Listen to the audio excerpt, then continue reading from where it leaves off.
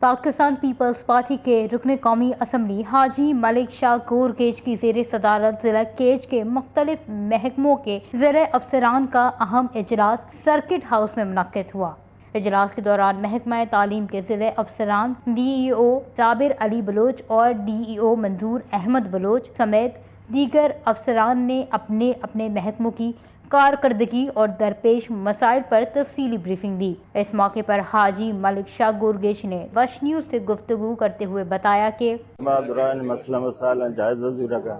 اور ارجا کھامے گیشی اس شرح انشاءاللہ احتاط الوس ہوتی ما پورا کھنگا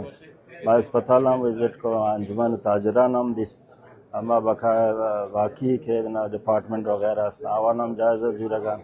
انشاءاللہ ہر کار شمبہ